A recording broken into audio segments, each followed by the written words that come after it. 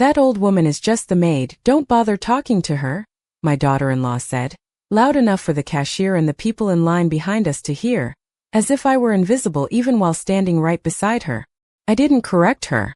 I didn't even lift my eyes from the conveyor belt where our groceries moved forward inch by inch, the soft thud of canned soup and a gallon of milk sounding far louder than they should have in the fluorescent stillness of the store. At 72, you learn that humiliation doesn't always arrive with shouting or slammed doors. Sometimes it comes wrapped in a casual tone, tucked between a coupon and a credit card swipe, delivered with a polite smile meant for everyone but you. I kept my hands folded over the handle of the cart, feeling the cool metal press into my palms as if to anchor me to the moment. The young clerk glanced at me, then quickly looked away, unsure of which role to believe, the dignified older woman in a wool coat or the silent helper my daughter-in-law had just described. My daughter-in-law, Ashley Whitmore, stood tall and confident in a tailored cream blazer that probably cost more than my monthly grocery budget. She chatted about organic produce and weekend plans while I focused on the rhythm of the scanner's beeps, steady and mechanical, like a metronome marking the slow unraveling of something I had once called family. Outside, the late autumn air carried a faint bite, the kind that makes you pull your scarf tighter and reconsider how long winter might last. I loaded the reusable bags into the trunk of my old sedan, a car Daniel, my son, used to insist was unsafe, though he'd never offered to replace it. Ashley slid into the passenger seat of their sleek SUV without looking back, her heels clicking sharply against the pavement.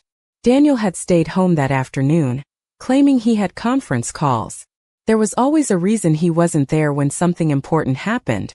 I sat behind the wheel for a long moment before starting the engine, watching my breath fog the windshield as shoppers passed by with carts full of holiday decorations and bulk paper towels.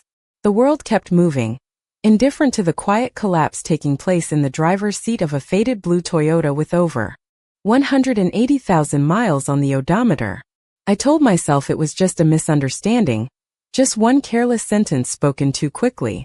But denial has a way of sounding hollow when it echoes inside an empty car. The drive home took 12 minutes, though it felt longer. Every red light seemed to linger, giving me too much time to remember small things I had brushed aside for years. The way Ashley introduced me at neighborhood barbecues as Daniel's mom who stays with us for now. The way my framed photographs had gradually migrated from the mantel to a narrow shelf near the laundry room. The way Daniel's laughter had grown shorter whenever I tried to reminisce about the past. I carried the grocery bags into the kitchen, setting them on the granite counter I had helped choose when this house was still being built. Back then, Daniel had stood beside me in the model home, his arm around my shoulders, promising we would always look out for each other. Promises age faster than people sometimes. I unpacked the milk, the bread, the apples, arranging them with deliberate care, as if order on the countertop might translate into order in my thoughts. Through the window above the sink, I could see Ashley's reflection in the backyard glass door, talking on her phone with animated gestures. I couldn't hear her words, but I didn't need to. There are conversations you learn to understand without sound. I rinsed my hands under warm water and dried them slowly on a linen towel embroidered with my initials. A wedding gift from decades ago, back when being someone's wife and someone's mother felt like permanent titles instead of temporary positions. The house was quiet except for the distant hum of the refrigerator. Somewhere in that silence, a realization began to take shape, subtle and sharp as the first frost of the season. If a person can be reduced to a role with a single sentence in a grocery store, then perhaps she can also choose a new role with a single decision. I stood there a while longer, looking at the neat rows of groceries and the reflection of a woman who had spent a lifetime being useful, dependable, forgettable. Then I reached for my phone, scrolling past family group chats filled with photos I was rarely in, until I found the number. I hadn't dialed in years. The attorney who once told my late husband and me that preparation was the quietest form of power. My finger hovered above the call button, steady now, as if the humiliation I had swallowed an hour ago had finally settled into something colder, something clearer. Outside, the sun slipped behind a line of bare trees, leaving the kitchen in a soft gray light that felt less like an ending and more like the beginning of a long, deliberate plan. The next morning began with the quiet certainty that something inside me had shifted overnight, like furniture rearranged in the dark while I was still asleep. I woke before sunrise, The house wrapped in that fragile stillness that exists only in the hour before other people's footsteps and voices claim the day. The digital clock on my nightstand glowed 5:42 in pale green numbers, and for a moment I lay there listening to the faint hum of the heating system pushing warm air through vents that had once carried the laughter of a younger family. My bedroom felt smaller than it used to, though nothing had physically changed. The framed photograph of Daniel at 8 years old, missing his front teeth and clutching a baseball glove twice the size of his hand, watched me from the dresser. Back then he had believed I could fix anything. Now he barely noticed when something was broken. I swung my feet onto the hardwood floor, the chill making me inhale sharply, and reached for the robe folded neatly over the chair. Routine has always been my refuge. Coffee first, then toast, then the slow review of a day that would likely resemble the one before it. In the kitchen, the faint scent of last night's groceries lingered, mingling with the lemon dish soap I had used to scrub the sink until it gleamed. Ashley had already left for her morning yoga class. Daniel's car keys were gone from the hook by the door, though he had not said goodbye. There was a note on the counter written in his hurried handwriting reminding me to sign the insurance forms he had mentioned. Just a small update, he had said, nothing to worry about. I traced the edge of the paper with my fingertip, feeling the subtle pressure of expectation in the way he had underlined my name. The coffee maker gurgled to life, filling the silence with a comforting mechanical rhythm. I poured myself a mug and carried it to the window overlooking the backyard, where frost had painted delicate white patterns across the lawn like a message written in a language only winter understands. The world looked orderly from a distance. Neighbors walked their dogs. A delivery truck idled at the corner. Life moved forward in predictable lines while mine seemed to hover in place. I took a slow sip and let the warmth settle into my chest. Yesterday's words still echoed faintly, not as a wound anymore but as a kind of revelation. It is remarkable how quickly a person can be reassigned in the hierarchy of a household without any formal discussion, as if love were a position subject to quiet restructuring. I opened the drawer where Daniel kept miscellaneous paperwork and found the folder he had prepared. Forms clipped together. Spaces marked with yellow tabs. My role reduced to a signature. The legal language blurred slightly as I read it, not because I could not understand it but because I understood it too well. Ownership percentages.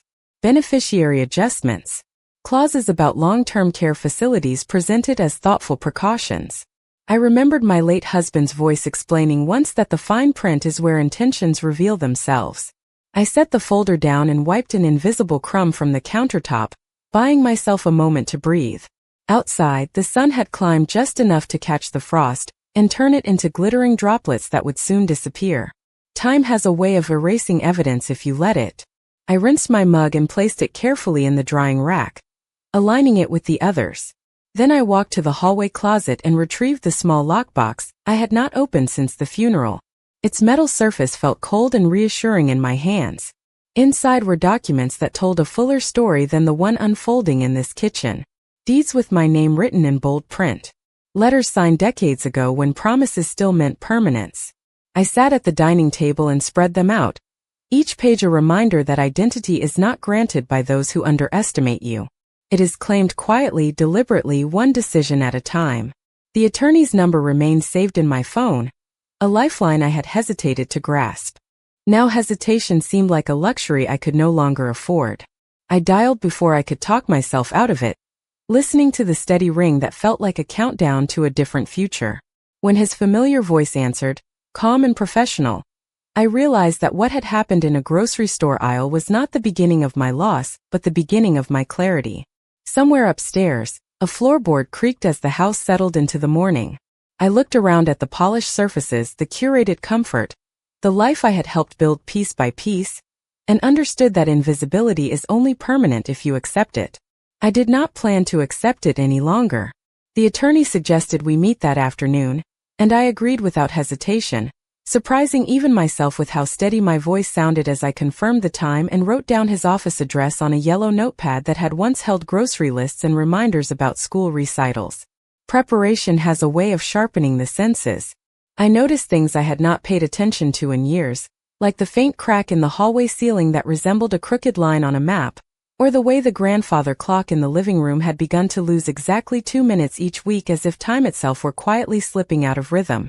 I dressed with care, choosing a navy coat my husband had bought me on our 40th anniversary. Its wool still soft despite the passing decades. In the mirror, the woman looking back at me seemed less uncertain than she had the day before.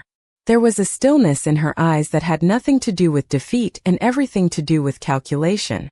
The drive downtown took 25 minutes through late morning traffic, red brake lights stretching ahead like a ribbon of warning. I parked in a metered space and fed the machine quarters I kept in the small compartment beside the steering wheel, the metallic clink sounding oddly decisive. Inside the building, polished marble floors reflected overhead lights in long pale streaks, and the receptionist greeted me by name as though the years between our last meeting had been nothing more than a brief pause in conversation. The attorney, Mr. Harrison, stood to shake my hand when I entered his office, his expression both warm and professional, the way people look when they recognize that a familiar story has reached a turning point. We spoke for nearly an hour, reviewing documents that confirmed what I had begun to suspect. The house was not solely Daniel's achievement, no matter how often Ashley implied it was. Investments my husband and I had made decades earlier had quietly matured, their significance buried beneath layers of assumptions and polite silence.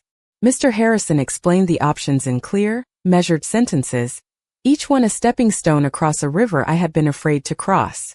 I listened carefully, asking questions I might once have considered confrontational. When he slid a new folder toward me, thicker than the one waiting on my kitchen counter, I felt an unexpected sense of relief. Knowledge can be a form of shelter. On the drive home, clouds gathered in slow gray formations that promised rain by evening. The radio played a familiar song from the 1970s, its melody carrying memories of road trips and gas stations selling maps instead of charging cables.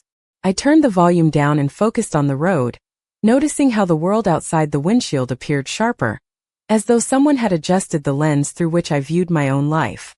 At a stoplight near the park, I watched a young mother help her child zip up a bright red jacket, her gestures patient and instinctive. There had been a time when my days were measured in small acts of care like that, when gratitude was assumed even if it was rarely spoken aloud. Now I understood that care must also extend inward. When I pulled into the driveway, Ashley's SUV was already there, parked at an angle that suggested haste. Through the front window, I could see her silhouette moving from room to room, phone pressed to her ear. I carried my purse inside and set it on the entry table, placing the new folder beneath a stack of unopened mail. She ended her call when she noticed me and offered a smile that did not quite reach her eyes. There was a question in her posture, a flicker of impatience quickly disguised as concern. She asked whether I had signed the forms Daniel left. I told her I needed more time. The words settled between us like a piece of furniture neither of us intended to move. Upstairs, a door closed with a soft but unmistakable finality. I stood alone in the foyer for a moment, listening to the house absorb this new tension the way it had absorbed so many unspoken conversations before. Outside, the first drops of rain tapped against the windows in an irregular rhythm, washing away the last traces of frost from the morning. I realized then that what had begun as a quiet humiliation was evolving into something far more deliberate, a careful rebalancing of power that would not require raised voices or dramatic exits. It would require patience, precision, and the willingness to see clearly what had once been obscured by love. I removed my coat, hung it neatly on the rack, and walked toward the kitchen where the insurance folder still waited. For the first time, I did not feel the urge to hurry. Evening arrived quietly, folding itself over the house in layers of dim blue light, and distant traffic sounds that drifted through the walls like memories refusing to fade. I prepared dinner out of habit rather than hunger, slicing vegetables with slow, deliberate movements while the clock above the stove ticked forward with mechanical certainty. Ashley moved around the kitchen with a restless energy that felt almost theatrical, opening cabinets she had no intention of using and checking her phone between sentences that never quite became conversations. Daniel came home later than usual, his tie loosened and his expression already tired in a way that suggested he had chosen exhaustion as a shield. He asked about my day without really waiting for the answer, pouring himself a glass of sparkling water and scrolling through emails while I set the table for three. There was a time when meals had been occasions for connection, when stories and laughter filled the space between plates. Now the clink of silverware against ceramic sounded like punctuation marks in a language we no longer spoke fluently. Ashley mentioned the insurance forms again, her tone light but insistent, as if she were reminding me to return a borrowed book rather than sign documents that could alter the course of my remaining years. Daniel nodded in agreement without looking up, the gesture so automatic it might have been practiced. I told them I was still reviewing everything. The silence that followed was not dramatic, just dense enough to be noticed. I watched the steam rise from my cup of chamomile tea, twisting into shapes that vanished before they could be understood. It struck me then how easily a person can become a guest in a house she helped design, her presence tolerated but no longer essential. After dinner, Ashley cleared the plates with brisk efficiency, stacking them in the sink with a finality that suggested she preferred tasks to emotions. Daniel retreated to his home office, the soft click of the door sealing him into a world where decisions were made in spreadsheets and conference calls. I remained at the table, tracing the grain of the wood with my fingertips, remembering the day we chose it at a small furniture showroom on the edge of town. My husband had insisted on something sturdy, something that would last through holidays and arguments and the ordinary chaos of family life. He had believed in permanence the way some people believe in luck. I carried my tea into the living room and sat beside the lamp that cast a warm circle of light onto the carpet, illuminating dust motes that drifted like tiny planets in a private universe. On the bookshelf, a row of photo albums waited with quiet patience. I opened one at random and found a picture of Daniel at his college graduation, his arm wrapped around my shoulders, pride shining from both of us as if it were a shared possession. The past can be generous that way, offering proof of love, even when the present feels uncertain. Upstairs, I heard Ashley's voice rise and fall in conversation, the cadence quick and purposeful. A fragment of my name floated down the staircase, followed by a laugh that did not sound kind.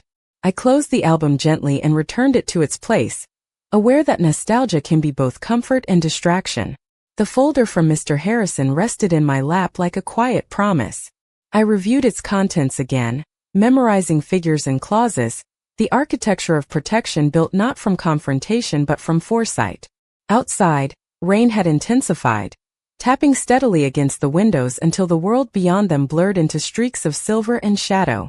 I realized that storms do not always announce themselves with thunder. Sometimes they arrive as a gradual accumulation of moments that demand a response. When Daniel finally emerged from his office, he paused in the doorway as if unsure whether to speak. He asked if everything was all right. I met his gaze and answered that everything was becoming clear. He seemed puzzled by the choice of words, but he did not press further. Clarity can be unsettling to those who have grown comfortable with assumptions. I rose from the armchair and turned off the lamp, leaving the room in soft darkness that felt less like loss and more like preparation. Tomorrow would bring new conversations, perhaps even new accusations, but tonight belonged to reflection and resolve. I carried the folder upstairs, placed it on my nightstand, and lay down fully dressed for a few moments, listening to the rain trace invisible paths across the roof. In the quiet, I understood that dignity is not something granted by others. It is something reclaimed in silence, decision by decision, until even the smallest gesture becomes an act of quiet defiance. Morning sunlight arrived pale and hesitant, filtering through thin clouds as though even the sky were uncertain about the day ahead. I woke with the steady awareness that my choices were beginning to form a pattern, small deliberate movements shaping a future that no longer depended on anyone else's permission. Downstairs, the house felt unusually quiet. Daniel had left early again, his coffee mug rinsed but still warm in the sink, a silent reminder that our lives now moved on parallel tracks rather than shared ones. Ashley's voice carried faintly from the backyard, sharp and controlled as she spoke into her phone, pacing near the fence where frost still clung stubbornly to the grass. I poured myself a bowl of oatmeal and sat at the kitchen table, noticing how the morning light revealed tiny scratches on the surface of the wood, marks from years of dinners and school projects and holiday baking. Every line told a story. Some stories endure. Others are rewritten without warning. I had just finished eating when the doorbell rang, its familiar chime sounding almost ceremonial in the stillness. Through the glass pane beside the door, I recognized Mrs. Thompson from next door, bundled in a heavy wool coat and clutching a canvas tote as if it contained something important. She had always been a quiet observer of neighborhood rhythms, the kind of woman who noticed details others overlooked. I opened the door and invited her inside, grateful for the unexpected interruption. We sat in the living room with steaming cups of tea, the soft ticking of the grandfather clock marking time between our words. At first we spoke about ordinary things, the coming winter, the rising price of groceries, the way the city council seemed determined to change traffic patterns that had worked perfectly well for decades. Then her tone shifted, and she leaned forward with a seriousness that made me set my cup down carefully on its saucer. She said she hoped I would not mind her speaking plainly. I assured her I would prefer nothing less. She told me she had overheard Ashley at a neighborhood gathering a week earlier, laughing with friends about how soon there would be more space in the house once certain arrangements were finalized. The phrase had sounded casual, almost playful, but it had lingered in Mrs. Thompson's mind like an unfinished sentence. She had also noticed real estate brochures delivered to our mailbox on days when I was out running errands, glossy pages depicting senior living communities with smiling residents and sunlit dining halls. Her concern had grown enough to bring her to my door that morning. I listened without interrupting, absorbing each detail the way a seasoned traveler studies a map before setting out. It was not the information itself that surprised me but the confirmation of a direction I had already begun to sense. We often know the truth long before we are willing to acknowledge it aloud. When she finished, Mrs. Thompson reached into her tote and handed me one of the brochures she had quietly retrieved from our recycling bin. The paper felt smooth and impersonal beneath my fingertips, its promises of convenience and companionship presented in cheerful fonts that masked the finality they represented. I thanked her sincerely, aware that solidarity sometimes arrives in the form of a neighbor's quiet courage. After she left, I placed the brochure beside the folder from Mr. Harrison and stood at the window watching clouds gather once more above the rooftops. Ashley came inside a few minutes later, her expression bright but questioning, as if she could sense a shift she could not yet define. She asked who had visited. I told her it was a friend. The word lingered between us with new meaning. Later that afternoon, I drove back into town, not to revisit the attorney's office but to stop by the bank where my husband and I had opened our first joint account more than 50 years ago. The teller greeted me by name, her recognition both comforting and clarifying. I requested copies of documents, updated contact information, and asked careful questions that drew respectful nods in return. Each step felt like placing a stone on a path that would lead me out of uncertainty. On the drive home I passed the grocery store without slowing, its bright signage glowing against the gray sky like a memory already losing its power. Dignity, I realize, does not return all at once. It gathers quietly, choice by choice, until even the smallest act of preparation becomes a declaration that you are still very much present. The following days unfolded with a quiet precision that even I had not expected from myself, as though some long-dormant part of my nature had finally awakened and begun to take careful control. I woke earlier than usual, often before the first pale line of dawn appeared behind the neighboring rooftops, and used those silent hours to organize papers, review statements, and rehearse conversations I might soon need to have. The house still felt like mine in the mornings, before the sound of Ashley's high heels on hardwood, or the hurried rustle of Daniel's briefcase claimed the space. I moved through each room with deliberate attention, noticing the small changes that had accumulated over time like dust settling on forgotten surfaces. A decorative vase I once kept on the dining table had been moved to a sideboard. The thermostat settings had been adjusted without discussion. Even the framed portrait of my husband had been repositioned slightly lower, as if his gaze were no longer meant to meet ours directly. None of these alterations were dramatic on their own, yet together they formed a quiet narrative about control and erasure. I chose not to confront them. Confrontation would have provided clarity for others, and I had begun to understand that clarity was now my advantage. Instead, I continued my preparations. At the bank, I met again with the same teller who had greeted me with such steady professionalism, and this time I requested a safety deposit box. The small metal key felt surprisingly heavy in my palm, its weight a reminder that security is rarely symbolic. I placed copies of important documents inside, along with photographs and letters that anchored my sense of identity more firmly than any legal clause ever could. Outside, winter was asserting itself in subtle ways. The wind carried a sharper edge. Bare branches traced thin shadows across sidewalks dusted with the first tentative flakes of snow. On my drive home, I passed a row of townhouses decorated with early holiday lights, their cheerful colors flickering against gray skies. It struck me that appearances can be curated, even in the coldest seasons. When I returned to the house, Ashley was seated at the kitchen island scrolling through listings on her tablet, her expression focused and impatient. She did not hide the screen when I entered, perhaps assuming I would not recognize the significance of what I saw. Photographs of spacious living rooms, notes about property taxes in school districts, calculations about resale value. She spoke casually about the real estate market, mentioning that timing was everything and that opportunities should not be wasted. I listened without interruption, stirring a pot of soup on the stove as if the conversation were nothing more than background noise. Daniel arrived home shortly afterward, his cheeks flushed from the cold and his smile practiced. He asked about my day in the same careful tone one might use with a distant relative. I told him I had been busy. The truth was both simpler and more complex than he could imagine. That evening, as we sat together in the living room, Ashley suggested we schedule a family discussion over the weekend to talk about long-term plans. Her voice carried an undercurrent of anticipation, like someone who believes the outcome has already been decided. I agreed with a calmness that surprised even me. Agreement, I had learned, can be a form of strategy. Later, alone in my room, I opened the folder from Mr. Harrison once more and reviewed the steps we had outlined.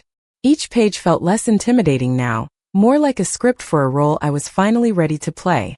Outside, snow began to fall in earnest, covering the lawn and driveway in a clean, unbroken sheet of white that erased yesterday's footprints. I watched from the window as the world transformed itself quietly, and I understood that change rarely announces its full intentions. It begins with small adjustments, subtle shifts in power that only become visible when the landscape has already been altered beyond recognition. For the first time in many months, I slept deeply, comforted not by nostalgia, but by the knowledge that I was no longer merely reacting to events. I was shaping them, one silent decision at a time. The family discussion Ashley had proposed arrived on a Saturday evening, wrapped in the quiet tension of falling snow and carefully chosen words. By late afternoon, she had already rearranged the living room furniture, angling the armchairs toward the sofa as if staging a performance that required specific positions and predictable reactions. I noticed how she smoothed the throw pillows with unnecessary precision, her movements efficient and controlled, the way someone prepares a room not for comfort but for persuasion. Daniel hovered nearby with the uncertain energy of a man who senses a shift, but does not fully understand its direction. I spent the hours beforehand in my room reviewing documents that no one else in the house knew I had secured, memorizing figures and dates until they felt like part of my own pulse. Outside, the sky darkened earlier than usual, winter shortening the day in a manner both natural and symbolic. By the time we gathered, the windows reflected our images back at us like silent witnesses. Ashley began the conversation with a practiced warmth, thanking me for agreeing to talk about the future. She spoke about practicality, about how large houses become burdens as people age, about opportunities to simplify life before circumstances force difficult decisions. Her tone was calm but purposeful, each sentence structured to sound reasonable enough that disagreement might appear irrational. Daniel nodded often, occasionally adding comments about maintenance costs and property taxes, as though he were presenting data in a meeting rather than discussing the home where he had learned to walk. I listened without interrupting, letting their arguments unfold completely.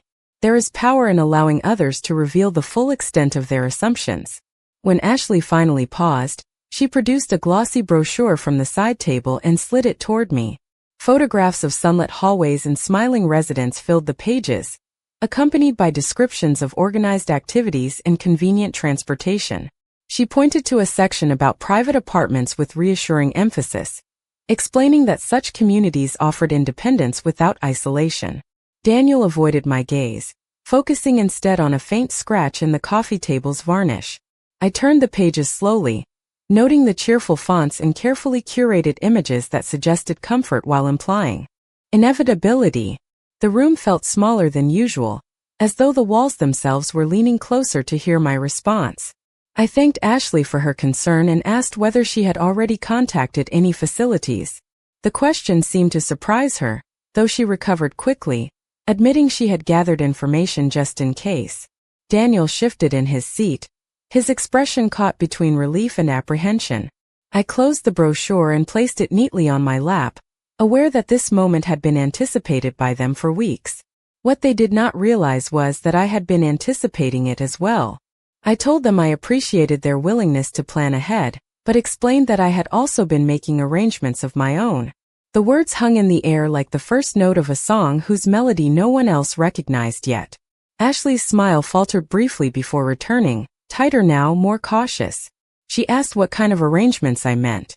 I answered that clarity often arrives when one takes the time to review the past as carefully as the future. Daniel finally met my eyes then, searching for reassurance that the conversation would remain predictable. Instead, he found something steadier than reassurance, something that did not yield easily to expectation. Snow continued to fall outside, layering the driveway in soft white silence that muted the world beyond our living room. The clock chimed the hour with dignified restraint, reminding us all that time moves forward whether we acknowledge it or not. I suggested we continue the discussion after dinner, when everyone might feel less hurried. Ashley agreed, though impatience flickered beneath her composure like a shadow beneath bright light. As we rose from our seats, I felt the quiet certainty that the balance of this household had begun to tilt, not through confrontation but through preparation.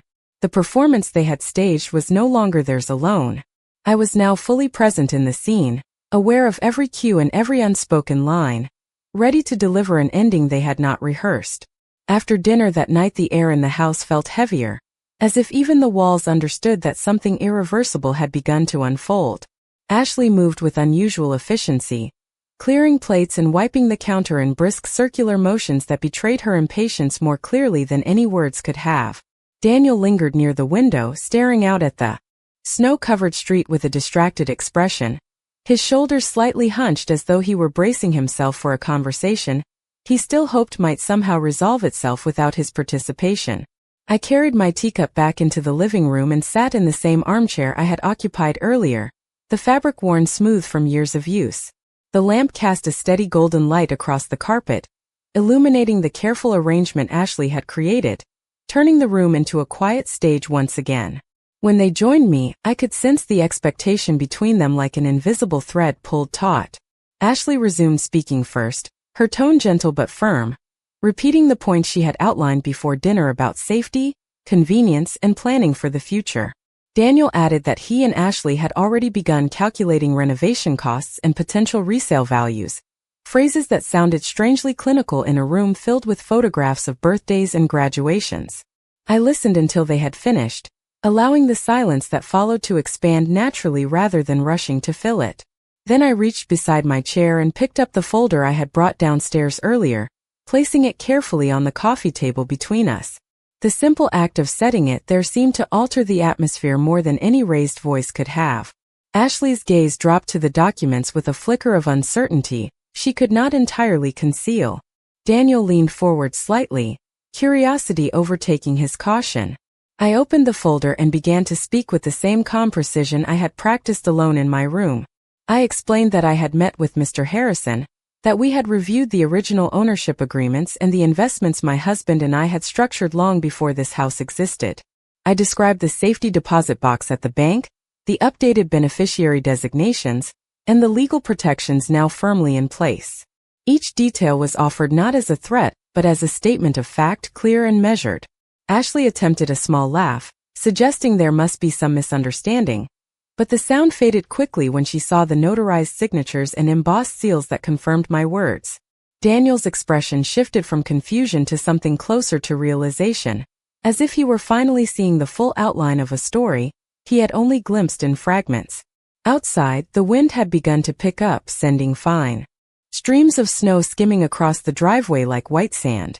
I told them that I understood their desire to plan ahead, that I too believed in preparation, but that preparation required acknowledging realities that had been conveniently overlooked. The house, I reminded them gently, was not simply a shared residence, but a legacy shaped by decades of decisions and sacrifices. Ashley's composure wavered for the first time, her hands clasping together with a tension that betrayed how carefully she had assumed control of this narrative. Daniel asked what this meant for all of us, his voice quieter now, stripped of its earlier certainty. I met his gaze and answered that it meant the future would be decided thoughtfully rather than hastily, with respect for the past that had built it. The clock chimed again, its measured tones filling the room like punctuation at the end of a long sentence. For a moment no one spoke. The performance had changed direction, and even the audience seemed unsure how to respond. I closed the folder and rested my hands on top of it, feeling the steady warmth of resolve settle through me. What had begun as a quiet humiliation in a public place had led to this moment of unmistakable clarity, where assumptions were finally replaced by understanding. Snow continued to fall beyond the windows, erasing footprints and softening edges, but inside the house the outlines of truth had never been sharper. I realized then that dignity does not require dramatic gestures to be reclaimed. Sometimes it is enough to sit calmly in the center of a room and allow the facts to speak in a voice stronger than any accusation.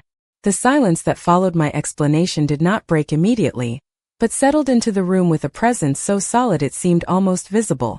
Ashley remained very still on the sofa, her carefully composed expression caught between disbelief and calculation, as though she were already trying to rearrange the future into something more favorable. Daniel leaned back slowly, running a hand over his face in a gesture I recognized from his childhood whenever he realized he had misunderstood something important. Outside, the snowfall had eased into a gentle drift, each flake descending with quiet determination. I rose from my chair and walked toward the window, not to escape the conversation but to allow its space to unfold behind me. Reflection is sometimes easier when you are not being watched directly. The glass was cool beneath my fingertips, and the faint outline of my own reflection reminded me how easily identity can be distorted by perspective. Daniel spoke first, his voice softer than I had heard it in years. He asked why I had not told him sooner about the legal arrangements my husband and I had made. I answered honestly that I had assumed he remembered, that some promises do not require repetition if they were truly understood the first time. Ashley attempted to interject, suggesting that circumstances change and that families must adapt. I agreed with her in principle, explaining that adaptation must be mutual rather than imposed. The distinction seemed to land with unexpected weight. I returned to the coffee table and opened the folder once more, this time removing a single document and placing it carefully in front of them. It outlined the establishment of a trust that would ensure the house remained under my direction for as long as I chose, along with provisions that supported both independence and fairness. Ashley read the first paragraph quickly, then more slowly, her confidence thinning with each line. Daniel followed the text with an intensity that suggested he was finally tracing the full map of decisions made long before his own plans had begun.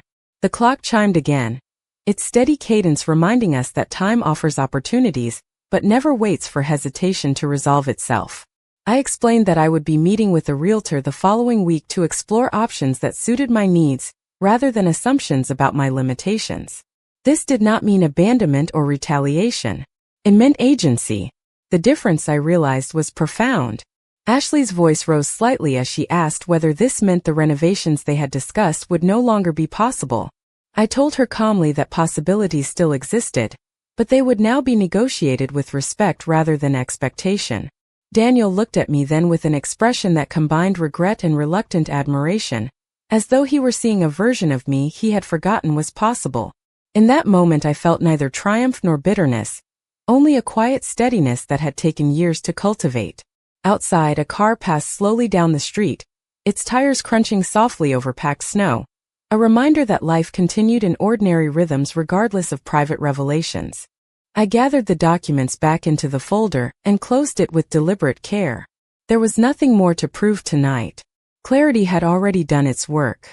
I told them that I would appreciate their support as I considered my next steps, but that support would need to come without conditions. Ashley did not answer immediately. Daniel nodded once, the gesture tentative yet sincere. I turned off the lamp beside my chair, allowing the room to settle into a gentler darkness that softened sharp edges without erasing them. As I walked toward the staircase, I felt the weight of the years behind me and the unexpected lightness of the path ahead. Dignity, I understood now, is not restored through confrontation alone. It is restored through the quiet decision to stand where you truly belong and to remain there, calmly, until others recognize that the space was always yours to claim.